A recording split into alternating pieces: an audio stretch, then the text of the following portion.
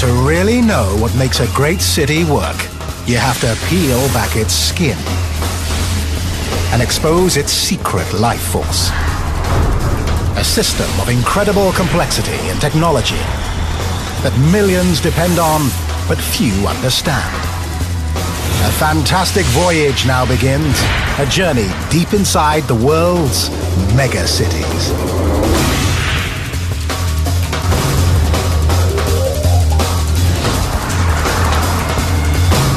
It's a dot on the map. It's a financial powerhouse living on the shadow of a communist giant. A fly speck on the edge of Asia's largest country. A peninsula bounded by more than 200 islands, only a handful of them inhabited. With more people than the entire nation of El Salvador, Hong Kong is one of the most densely packed cities on Earth.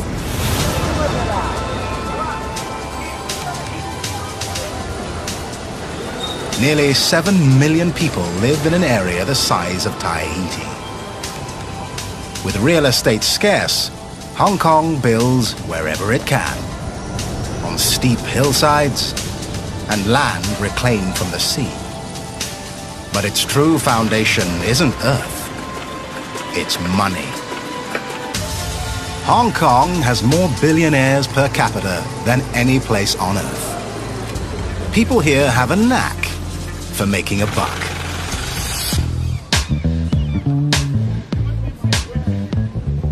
That's my town, that's my hood. Welcome to Hong Kong. Like the city where he was born, Jackie Chan is a money-making machine.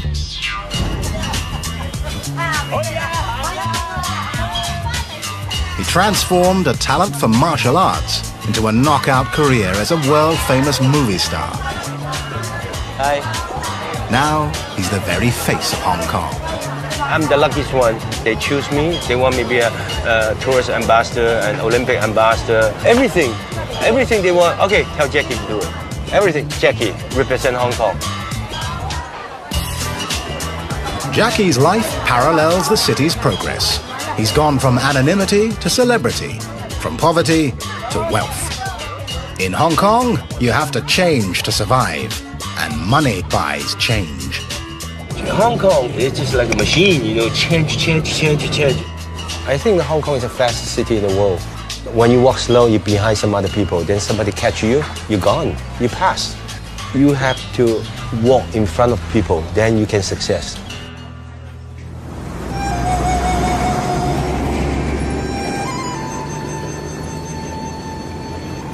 Only in Jackie's lifetime has his hometown learned to walk in front. One of the main reasons? Hong Kong is blessed with one of the world's great natural anchorages. Victoria Harbour. For centuries, it harbored only fishermen and pirates. Then, in 1839, the British dropped anchor. They turned a rustic village into a crown jewel. A financial juggernaut built on the power of trade. Containers flowed from this port to the far reaches of the world. In 1997, this priceless jewel was returned to China. The British left, but ships still come and go, laden with an ocean of containers. Welcome to the container yards.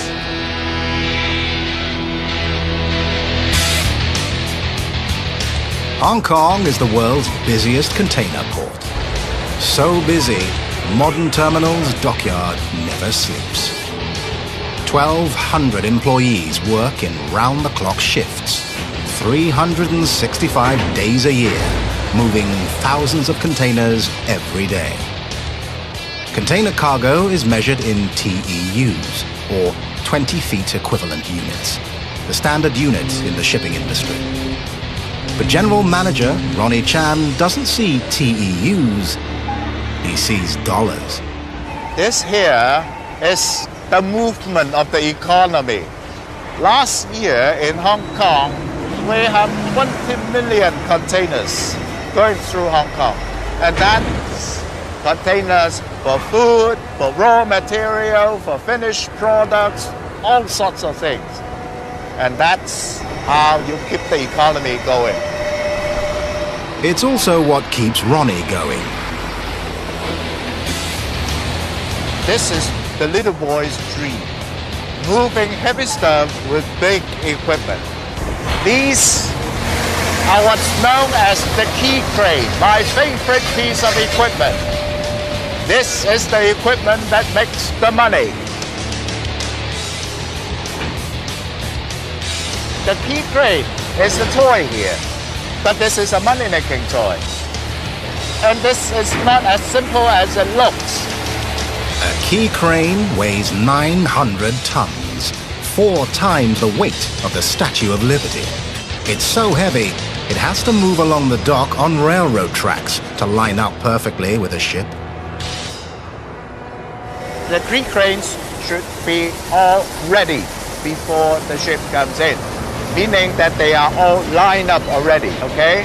If the key cranes are not lined up, it will be late, too late. We'll be losing time. In a place where time is money, not one motion is wasted. See this thing going up?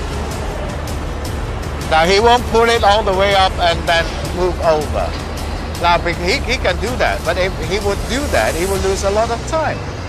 So a skilled crane operator will always know what's the safe margin, what's the best way to do it so that he can save the time. And if you time it, the next box coming in would be about 30 seconds. And that is fast. That's efficiency. The faster they move, the faster, well, I hate to say this, the money comes in.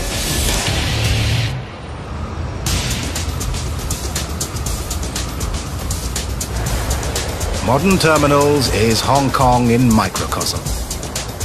A lean cash cow that never stops producing.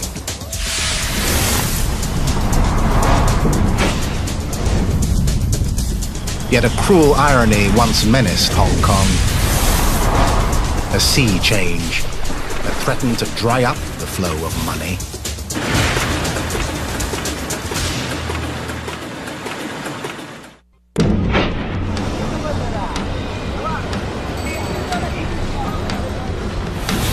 Imagine borrowing a priceless jewel for 100 years. For a man, a century is an eternity. You don't worry about returning the jewel. You'll die long before the deadline. But for the world's oldest nation, a century is merely a moment. In 1898, China signed a treaty with Great Britain to lease territories around Hong Kong for 99 years. As the end of the lease approached, China asked for its jewel back. As part of the treaty, China's communist leaders promised not to disturb Hong Kong's capitalists. They call their policy one country, two systems.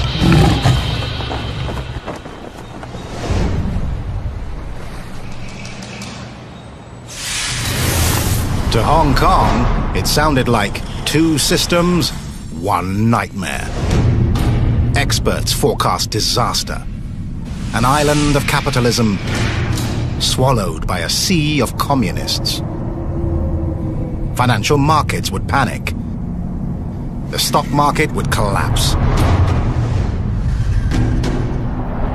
The shipping trade would dry up.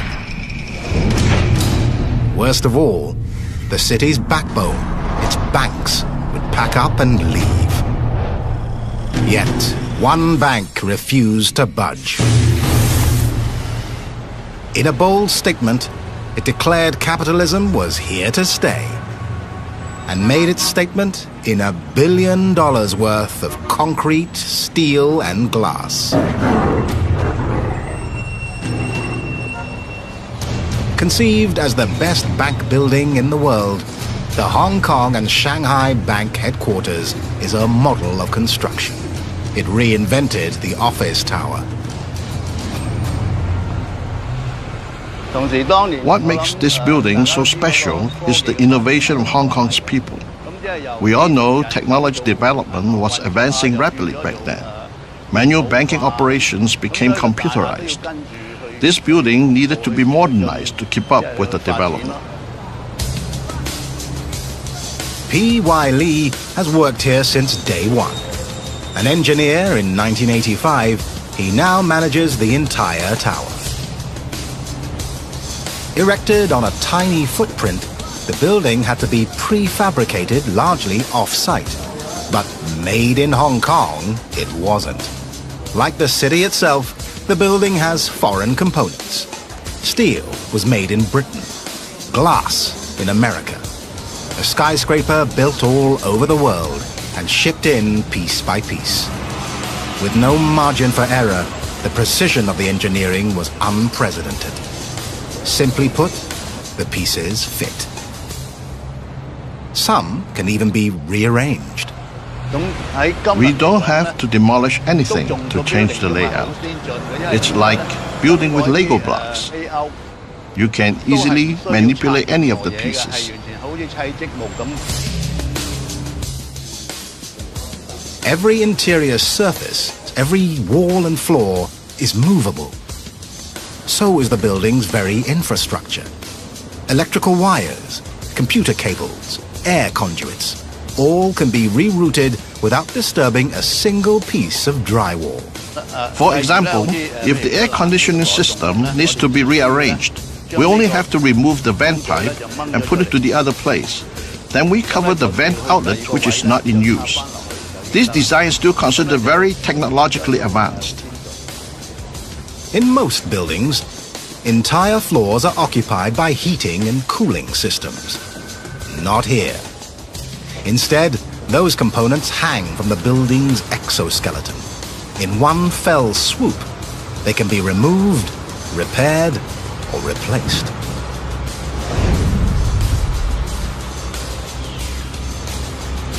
The jewel in the building's crown is a computer-controlled sun scoop. It's made of 480 huge mirrors that can be configured in 20 combinations. The mirrors gather sunlight and reflect it down through an 11-story atrium. By distributing warmth and light throughout the building, it saves thousands of dollars on electric bills. Impressive as the sun scoop is, it's not Mr. Lee's favorite innovation. This is the document train. Why? Because it's just like the toy cars we played when we were young. It's a huge toy.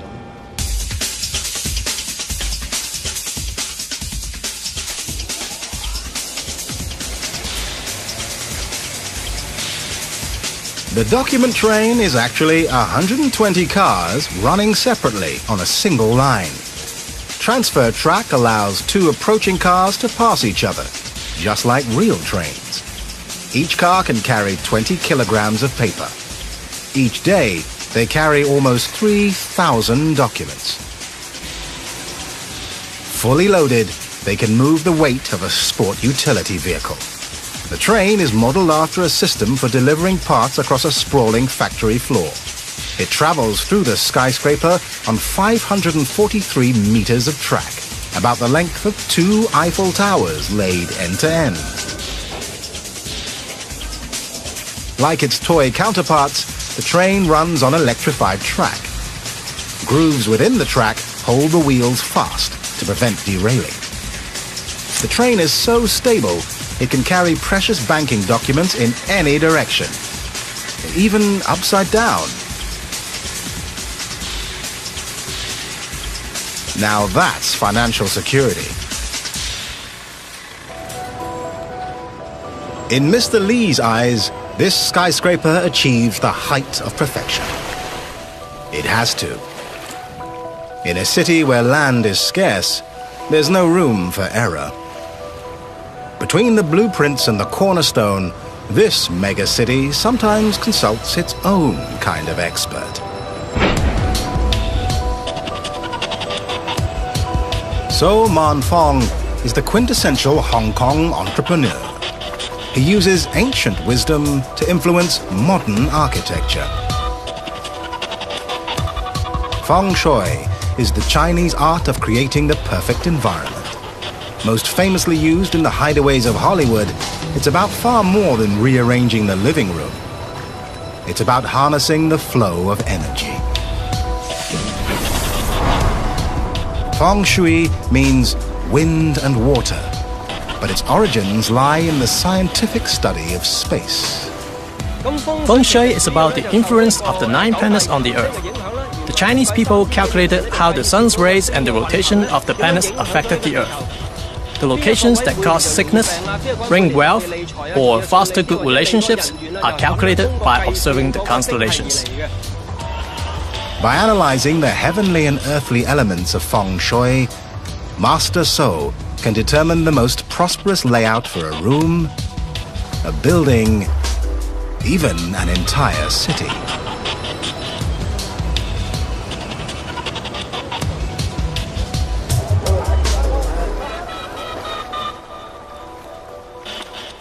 By nature, Hong Kong is blessed with good Feng Shui.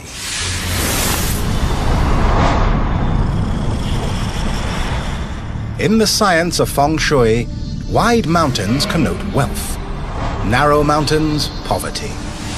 The hills of Hong Kong are rounded and rich.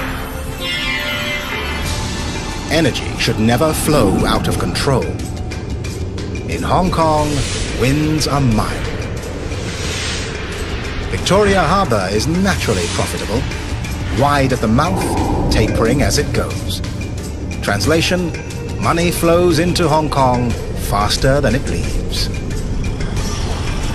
The harbour itself is large and winding, which gives the city more room to prosper. The result? Wealth. Like a modern stock market, Feng Shui prizes stability and hates uncertainty. Design should follow wind and water, not fight them. Small wonder the heart of Hong Kong, the financial district, goes with the flow. Where I'm standing has the best Feng Shui in Hong Kong, but the best of the best Feng Shui is the HSBC. These 2 escalators are for the customers. They don't have as good Feng Shui as the ones used by the bank staff. Therefore, bad luck escalators are for the customers, good luck escalators are for the staff. As a result, the bank can increase its revenue.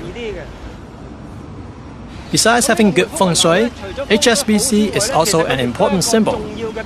All the people who come to Hong Kong look at it. It represents Hong Kong after all. Like the city it symbolizes, the building is a success story. Banks not only stayed in Hong Kong after the handover to China, they thrived. Yet, decades after construction, an urban legend persists. Some say the building is built to be taken apart. The Hong Kong and Shanghai Bank building was designed when skeptics of the handover feared the Chinese army would one day march in. Because bankers hate risk, some people believe this icon of stability has a built-in escape hatch. Legend has it, the design is so clever, the entire building can be dismantled and shipped out. Just in case. In Hong Kong, buildings are so prized because real estate is so scarce. Yet within its finite space, Hong Kong still expands. This megacity builds in all 3 dimensions. Not just on land, but into the sea and toward the sky. And it's worth any risk.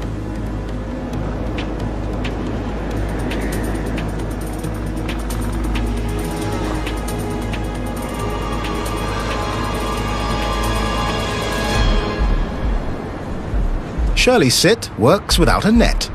She's one of half a dozen women in the entire city who erect bamboo scaffolding.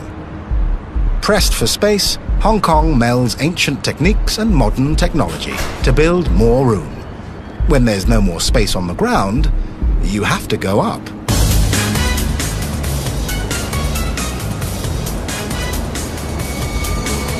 As always here, money is the root of progress. Bamboo isn't just traditional. Bamboo isn't just light. Bamboo is cheap. And like Hong Kong, it's flexible. We use bamboo for construction because of its low cost and high efficiency, and the work can be done very quickly. The whole structure is held together without a single nail or screw. Just plastic ties.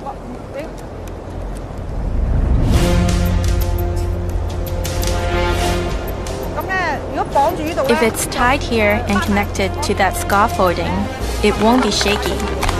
Let me show you. Tightening it, hold it there. Wind it hard until it forms a knot. Tuck it in hard. It will be very tight and stable. It's stable for now. But there's a downside to natural materials. Sometimes the bamboo will be damaged during the rainy season or by strong wind or exposure to the sun. There was one time I dropped a bamboo shoot when I was building a scaffold. It was rotten. I almost fell. Fortunately, I grabbed the scaffolding. Today, Shirley's working on the 60th floor. No safety harness, no trampoline, no parachute. My mentor told me that when I'm on the scaffolding, not to look down. If you look down, you'll be scared. I was quite scared when I first started, but I've been doing it for 8 years now, so I'm not scared anymore.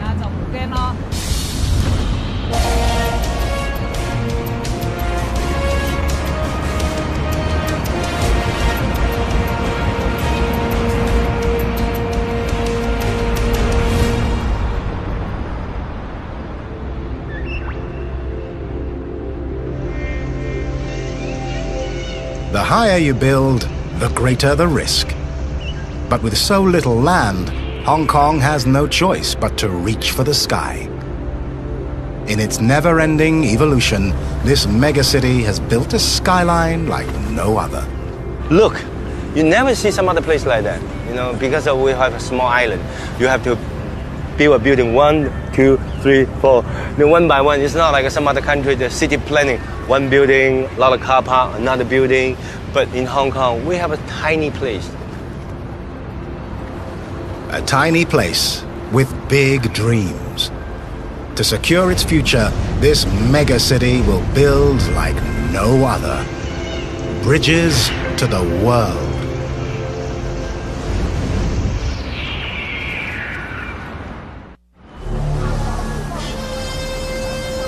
If the Hong Kong and Shanghai Bank building laid the foundation for Hong Kong's future, this is the capstone, the newest tower in the International Finance Center.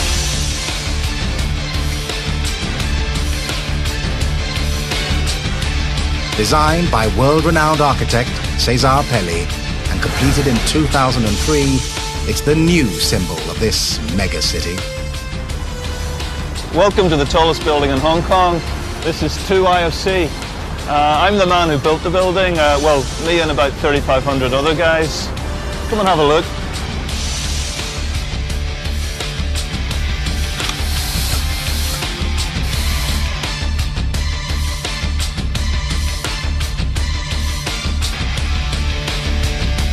Project manager David Dummigan oversaw construction, from blueprint to ribbon cutting.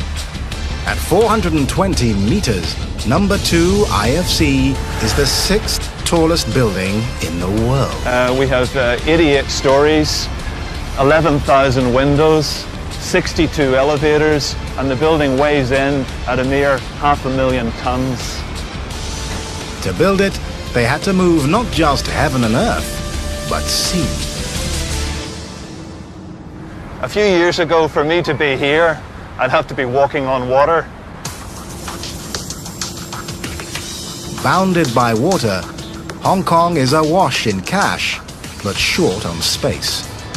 The city couldn't survive with so little land. So they made more.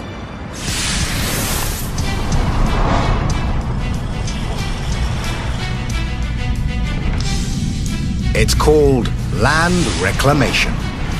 First, engineers built a seawall consisting of a rock foundation and concrete blocks lowered into place from barges. Then, they pumped 700,000 truckloads of sand behind the seawall. As the pile of sand grew, the seawater was naturally displaced. Then, nearly one-third that amount of sand and seabed was removed to dig out the 6-level basement, considered the world's largest at the time, and placed the tower on solid bedrock. Total area reclaimed from the sea, 20 hectares, almost half the size of Vatican City. Like Hong Kong itself, the project was a model of efficiency. Number 2, IFC is the heart of a city whose lifeblood is finance. To design the skyscraper, Damigan and his colleagues studied other great buildings in the world's centers of commerce. The conclusion that we came to then was that the buildings had changed quite significantly. The biggest change? Function, not form. In the era of electronic banking, computer systems should never go down. A power failure could cost a company millions. In 2IFC, we have a dual power supply, power coming in from 2 separate sources. We also have backup generators on 9 mechanical floors distributed throughout the building. Every room is controlled by computers. What's done manually in other buildings happens here automatically. Engineers thought of everything that could go wrong and built accordingly, starting with a space-age command post.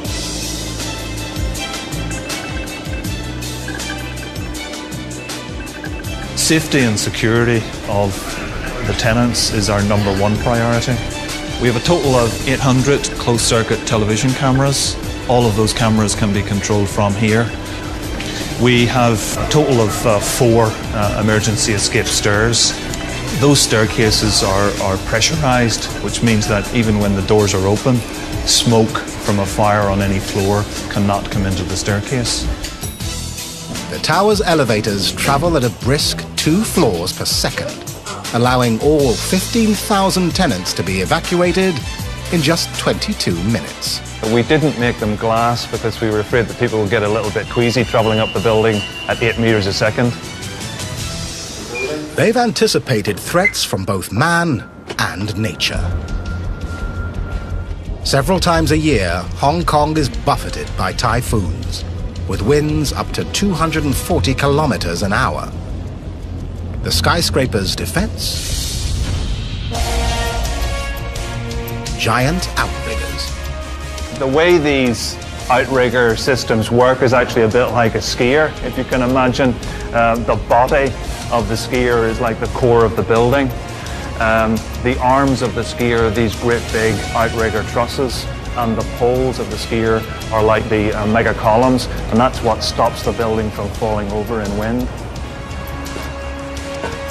With its visionary construction, number 2 IFC embodies the forward-looking city itself. So does the building's least functional feature. The fins at the top of the building were designed by Cesar Pele to represent the fingers of hands, and this symbolizes the spirit of the Hong Kong people, always reaching for the sky. Number 2 IFC also stands for something more tangible: profit. The building was a $3 billion expense, but it's really an investment in this megacity's financial future. We believe that if we had not built this building here in Hong Kong would have lost some of its edge in the region to some of our competitors in the area, like Singapore and more recently Shanghai. Number 2 IFC was built not just to make money, but to house it. The top 14 floors are occupied by the Hong Kong Monetary Authority, a pivotal agency in a city that runs on finance. But what truly puts the International in IFC is its link to the outside world. This rail line connects the building to the airport, a straight shot from tower to tarmac. On arrival, visitors can get to the IFC via the express train in 23 minutes flat. So there's no time wasted traveling from the airport into the city, which is a big problem with other major financial centres of the world today. Leaving the IFC, you merge seamlessly into Hong Kong, thanks to a new form of cash that's changing daily life in this megacity. This is my Octopus card, which is the card I use to ride on the subway and travel on the buses and buy stuff in the store. The Octopus is a combination transit pass and debit card. You can use it not only on buses and subways, but in vending machines, drugstores, fast food restaurants, almost any place you'd use cash. The Octopus technology can be embedded in cell phones, watches, or jewelry, giving new meaning to the Midas touch. With the Octopus card, you don't waste time asking the fare, buying a ticket, or fiddling for change. You scan and go.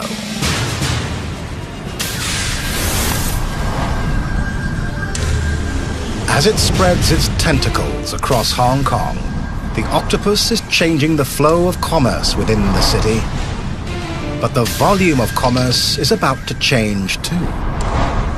No city built on commerce can remain an island.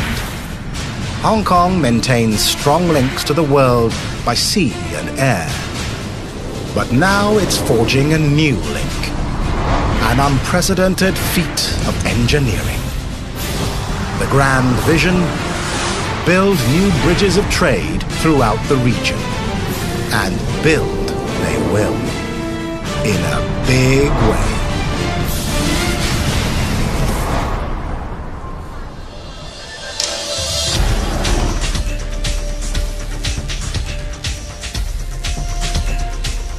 As chairman of the board of the third largest development company in Hong Kong, Sir Gordon Wu has brought modern infrastructure to Southeast Asia. These are the superhighway networks that we do in China. Power stations in the Philippines, power stations in China. Now this Hong Kong billionaire is eyeing development in his own backyard. Every time when I see this town here, I see the opportunities, I see the need for a lot more infrastructure, and yet we still have enormous opportunities ahead of us because of the Chinese economy.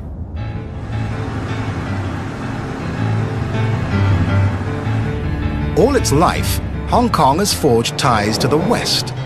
Now Sir Gordon wants to bond with the East. To him, the Chinese dragon is a cash cow. Just next door, Guangdong province has 10 times the population of Hong Kong. Sir Gordon aims to get a lot more of their business. His avenue, a marvel of engineering. A giant Y-shaped bridge linking Hong Kong to 2 points in mainland China.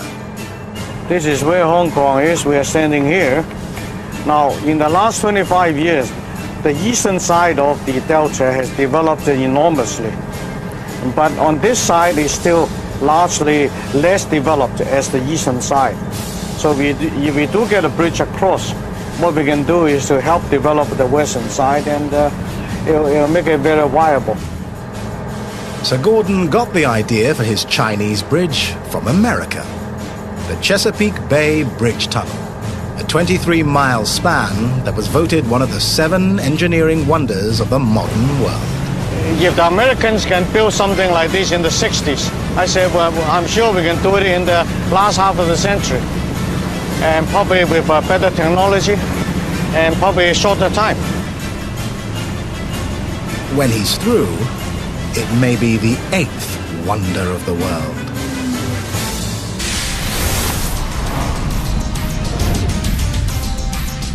The bridge will begin at the tip of Hong Kong's Lantau Island and head across the mouth of the Pearl River.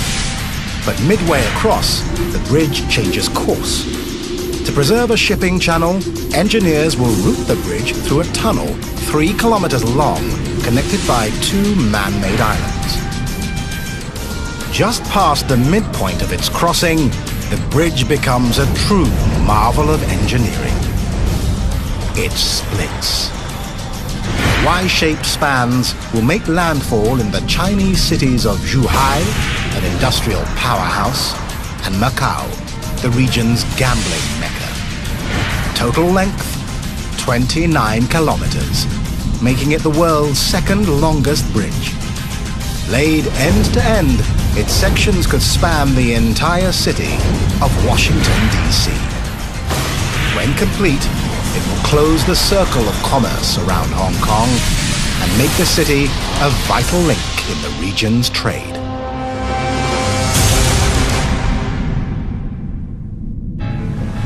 A true Hong Kong entrepreneur, Sir Gordon sounds confident for a man investing his own money.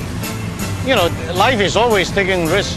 I mean, even if you're having a meal, you might choke to death. So life is all about risk. But the question is whether it's calculated, whether you have done the sums right, and whether the circumstances are correct.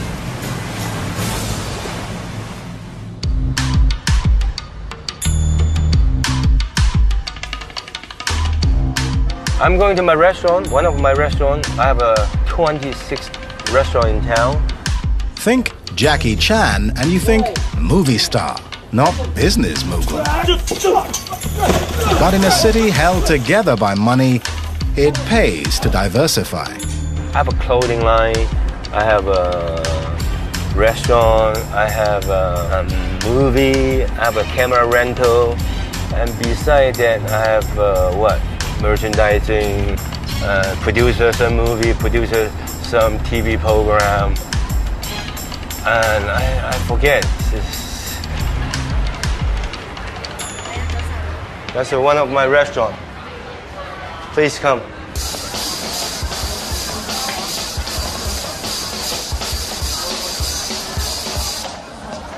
Now just good timing. It's after lunch. It's good. Would you like some dessert? Jackie calls the cuisine fast Japanese seafood. Light fare that fills a Hong Kong appetite.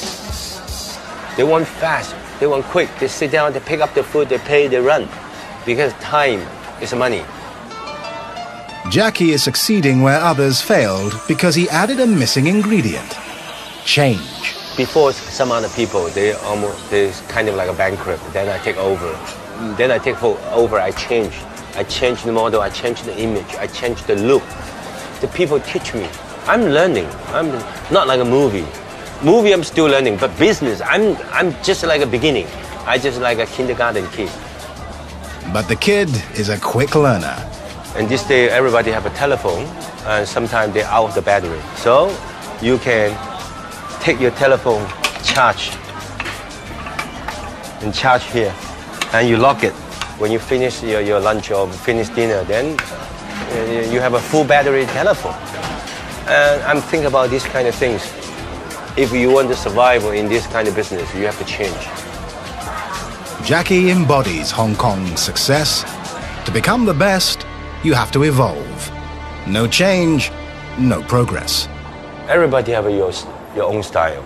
But when I was young, I don't know what's my style. And we always copy some other people. You know, when we watch like Bruce Lee film, the first time making American movie, the director said, "Look, I make you like a Clint Eastwood." When I make a Hong Kong film, look, you're gonna be a second Bruce Lee. Now, why don't I just use my own personality, my own style, Jackie Chan style? My personality, I want to make fun of people. I like humor. I like to make people smiling. And I just be myself. Then, boom, the movie just success. Okay, stand by. Ready, roll. And action. To capitalize on his success, Jackie Chan now does more than star in movies. He produces them. His production company is making the martial arts film House of Fury. Cut. Today, director Stephen Fong will shoot a few minutes of film. In all, his movie will take months to produce. Yet Hong Kong filmmaking faces a threat it can't fight its way out of. Within hours of release, the film will be stolen, copied, and illegally sold for a fraction of the price of a ticket or DVD. Well, I think the highest risk definitely is the downloading of like whole movies from the internet. That's the thing we fear most. Pirates, the ancient scourge of Hong Kong, are back. Instead of plying the South China Sea, they roam the city's streets in search of the greatest booty of all, intellectual property. I guess it would be the same in the US where people download music. That's the sum of all fear.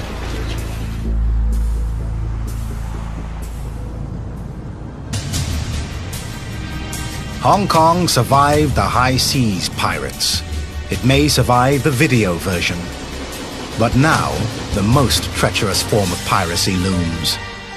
It comes in disguise and threatens to plunder the city of its most treasured safeguard. Money is the ultimate leap of faith.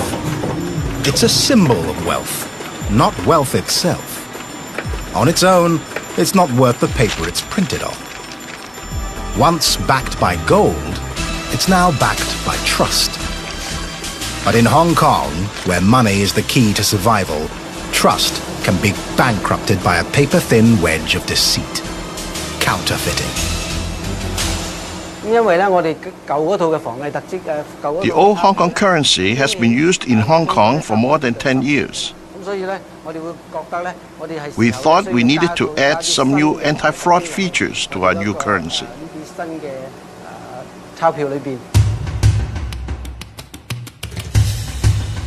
Hong Kong is one of the counterfeiting capitals of the world. But now, counterfeiters have to get past Tak Yan Chan, the moneymaker. His job? Use new technology to safeguard Hong Kong's most valuable piece of infrastructure, the money itself. If time is money, Mr. Chan doesn't waste a minute. In 1 hour, he can print $250 million worth of banknotes. But engineering the notes took 2 full years. The result? One of the world's best guarded currencies. To understand what makes it so secure, you need a view no one's ever seen. Inside the bills themselves. Among the security features, ink that changes color as the angle of viewing changes. A metallic security thread woven into the paper with holographic images. A barcode visible only under ultraviolet light. Colored fibers randomly woven into the note, also visible only under ultraviolet light. And an iridescent image that appears when the note is tilted under a bright light. The new banknotes are so sophisticated, it takes 3 different machines to print them. One precisely prints the translucent patterns on both sides of the note at the same time. Another gives the notes their texture. The third silk screens the inks that produce different images under variable lights. All these features make the notes highly anti-fraud. In most countries, the government designs and prints the currency. So it is in China, except for the megacity of Hong Kong. Here, currency is created by the city's 3 largest banks, each with its own design. But one plant prints the notes for all 3 banks, Hong Kong Note Printing Limited. This is the true money machine.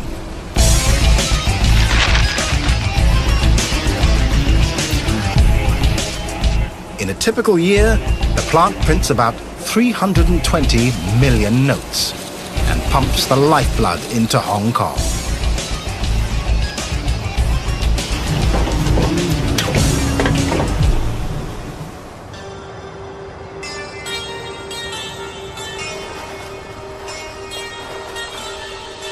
The new banknotes do more than safeguard the money supply. They make a statement about the people who use them.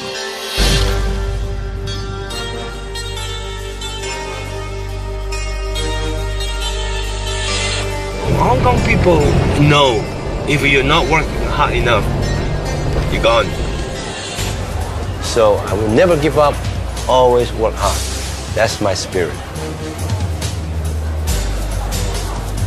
Heart and soul of the city are the people. The people here, always hustling, always bustling. I think the pace here is faster, probably than Manhattan, New York.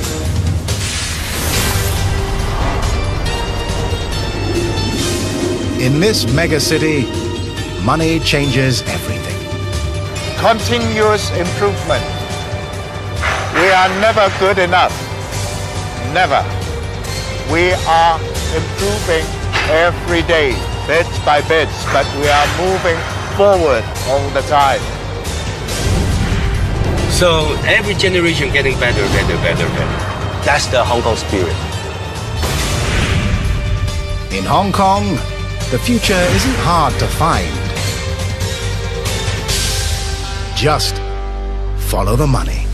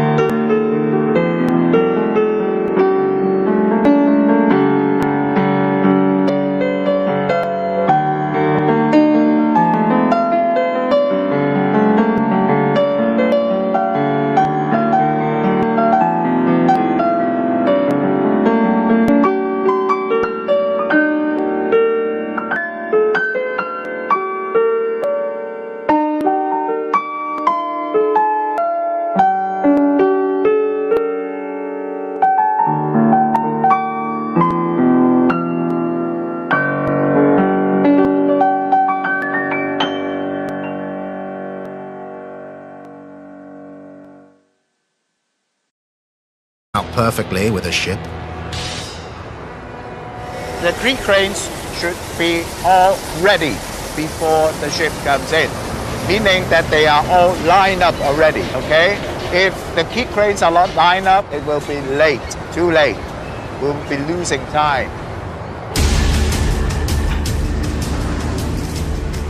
In a place where time is money, not one motion is wasted. See this thing going up? Now he won't pull it all the way up and then move over. Now he can do that, but if he would do that, he would lose a lot of time. So a skilled crane operator will always know what's the safe margin, what's the best way to do it so that he can save the time. And if you time it, the next box coming in would be about 30 seconds.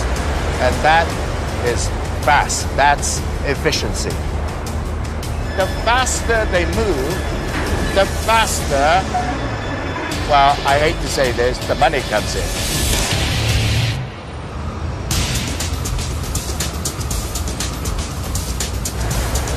Modern terminals is Hong Kong in microcosm. A lean cash cow that never stops producing.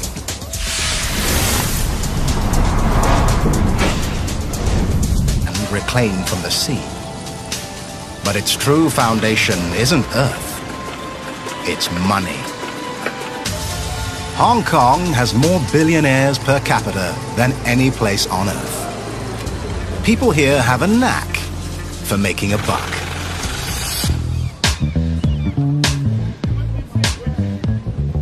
That's my town, that's my hood.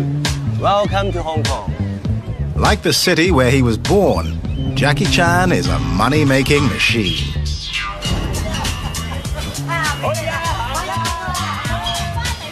He transformed a talent for martial arts into a knockout career as a world-famous movie star. Hi. Now, he's the very face of Hong Kong. I'm the luckiest one. They choose me. They want me to be a tourist ambassador, an Olympic ambassador, everything. Everything they want. Okay, tell Jackie to do it. Everything. Jackie, represent Hong Kong. Jackie's life parallels the city's progress. He's gone from anonymity to celebrity, from poverty to wealth. In Hong Kong, you have to change to survive, and money buys change. Hong Kong is just like a machine, you know, change. I think Hong Kong is the fastest city in the world. When you walk slow, you're behind some other people, then somebody catch you, you're gone, you pass. You have to walk in front of people, then you can success. 5 days a year, moving thousands of containers every day. Container cargo is measured in TEUs, or 20 feet equivalent units, the standard unit in the shipping industry. But General Manager Ronnie Chan doesn't see TEUs, he sees dollars. This here is the movement of the economy. Last year in Hong Kong, we have 20 million containers going through Hong Kong. And that's containers for food, for raw material, for finished products, all sorts of things. And that's how you keep the economy going. It's also what keeps Ronnie going. This is the little boy's dream, moving heavy stuff with big equipment.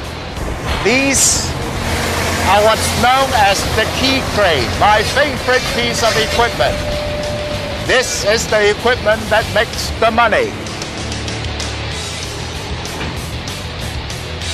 The key crane is the toy here, but this is a money-making toy. And this is not as simple as it looks. A key crane weighs 900 tons, 4 times the weight of the Statue of Liberty. It's so heavy, it has to move along the dock on railroad tracks to line up. To really know what makes a great city work, you have to peel back its skin and expose its secret life force. A system of incredible complexity and technology that millions depend on, but few understand. A fantastic voyage now begins, a journey deep inside the world's megacities.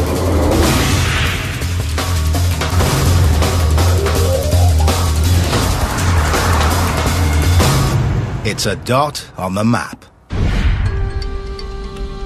It's a financial powerhouse living on the shadow of a communist giant. A fly speck on the edge of Asia's largest country. A peninsula bounded by more than 200 islands, only a handful of them inhabited. With more people than the entire nation of El Salvador, Hong Kong is one of the most densely packed cities on Earth.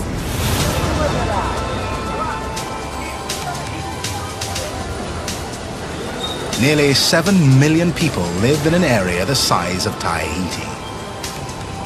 With real estate scarce, Hong Kong builds wherever it can, on steep hillsides and land.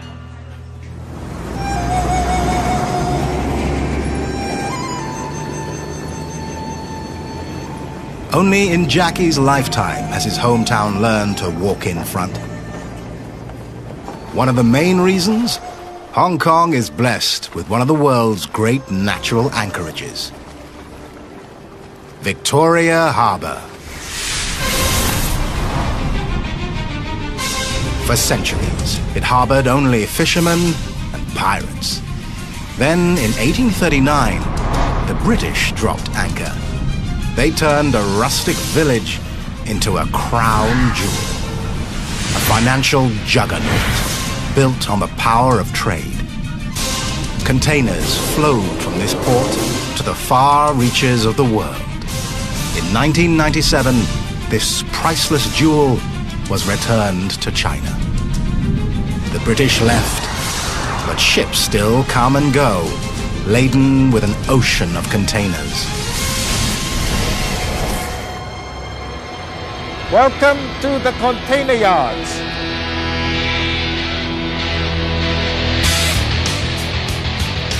Hong Kong is the world's busiest container port. So busy, modern terminal's dockyard never sleeps. 1,200 employees work in round-the-clock shifts, 365